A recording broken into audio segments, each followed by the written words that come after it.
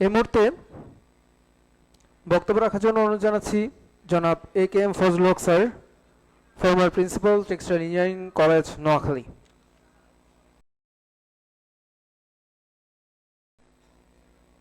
আসসালামু আলাইকুম। আজকের এই textile engineering college, textile engineering club কর্তৃক আয়োজিত আজকের এই ইফতার মাহফিলের প্রধান অতিথি, বিশেষ অতিথি এবং আমাদের এই ক্লাবের সদস্যবৃন্দ, সবাইকে আন্তরিক শুভেচ্ছা। আমি আমার বক্তব্যের শুরুতে এই ক্লাবের যে প্রধান ব্যক্তি সিমনকে ধন্যবাদ জানাচ্ছি তার এই আন্তরিকতা এবং কঠোর পরিশ্রমের জন্য। আর তার এই পরিশ্রমের ফলেই এই ক্লাবটা আজকে এই পর্যায়ে এসেছে এবং আশা করি আগামীতেও তার নেতৃত্বে এই ক্লাবটা আরও বড় পরিসরে এর কার্যক্রম বৃদ্ধি পাবে। আমি যেহেতু শিক্ষকতা করেছি প্রায় 25 বছর বিভিন্ন কলেজে, বরিশাল, নোয়াখালী এবং জোরারগঞ্জে, এই 25 বছরের কলেজের জীবনের ভিতরে আমরা সবচেয়ে ব্যর্থ হয়েছি একটা ভালো একটা নিয়োগ বিধি করতে। টিচাররা আসবে, টিচাররা নিয়োগ হবে, কিন্তু কোনো নিয়োগ বিধি নাই। 2014 সালে একটা নিয়োগ বিধি হয়েছে, সেই নিয়োগ বিধিতে অজস্র ভুল।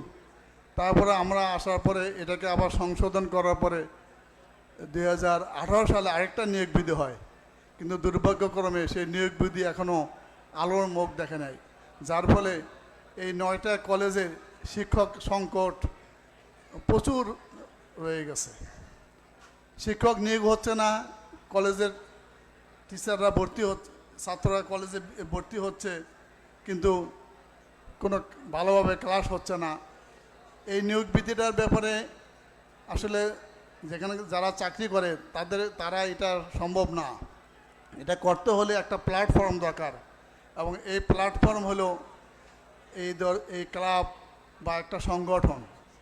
আশা করি এই ক্লাবের মাধ্যমে যারা বিসিএস ক্যাডার, বিসিএসের পাশ করে এখানে কলেজে টিচিংয়ে আসেন, তাদের স্বার্থে এই ক্লাবটা অগ্রণী ভূমিকা পালন করবে, যাতে নিয়োগ বিধিটা দ্রুততম পাশ হয়, যাতে শিক্ষক নিয়োগ হয়, ছাত্ররা যাতে ভালোভাবে পড়াশোনা করতে পারে। তারপরে আরেকটা আমাদের সকল টেক্সটাইল ইঞ্জিনিয়ারদের ব্যর্থতা, বিসিএস ক্যাডার। যখন 1995 সাল থেকে যখন আমরা ডিগ্রি কোর্স চালু হয় এই বুটেক্সে, তখন থেকে শুরু হয় এই ক্যাডার সার্ভিস চালু করার ব্যাপারে। কিন্তু এত বছর পার হওয়ার পরও আজও এই ক্যাডার সার্ভিস আর চালু হয় নাই। এই ব্যাপারে বহুবার বহু উদ্যোগ নেওয়া হয়েছে, কোনো উদ্যোগে সাকসেস হয় নাই। বর্তমানে একটা সুযোগ আছে, ইন্টেরিয়র গভর্নমেন্ট আছে, ওনার কাছে ন্যায্য কোনো দাবি নিয়ে গেলে আমার মনে হয় এই দাবিটাও তারা গ্রহণ করবে। আমাদের 27টা ক্যাডার আছে, অথচ একটা টেক্সটাইল ক্যাডার নাই, অথচ আমরা সিংহভাগ অর্থ অর্জন করি এই টেক্সটাইল থেকে। প্রায় 90% অর্থ আসে, ফরেন কারেন্সি আসে আমাদের এই টেক্সটাইল থেকে, কিন্তু কোনো ক্যাডার নাই। একটা প্ল্যাটফর্মের মাধ্যমে উপদেষ্টাদের কাছে গেলে আমার মনে হয় আমাদের ন্যায্য দাবিটা সহজেই পাস হবে। আরেকটা জিনিস হয়েছে, আমাদের যারা চাকরি করে, যারাই এই বিলিয়ন টাকা নিয়ে আসে এক্সপোর্ট করে, তাদের কোনো জব সিকিউরিটি নাই। আজকে আছে, কালকে নাই, আজকে আছে মালিকের ভালো লাগছে, আজকে রাখতেছে, কালকে আউট করে দিচ্ছে। এভাবে আসলে মন প্রাণ দিয়ে কোনো কাজ করা যায় না। যারা প্রাইভেট সেক্টর আছে তাদের জব সিকিউরিটি দরকার, এবং অন্যায়ভাবে কোনো টেক্সটাইল ইঞ্জিনিয়ারের উপর যাতে কোনো অত্যাচার না হয়, এই ব্যাপারেও আমাদের এই ক্লাব আশা করি একটা বাস্তব পদক্ষেপ নেবে। আমি আর বেশি কথা বলতে চাচ্ছি না। সবার সুস্থ সবল স্বাস্থ্য কামনা করে আজকের মধ্যে বিদায় নিচ্ছি।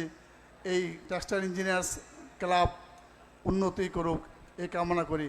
আল্লাহ হাফেজ।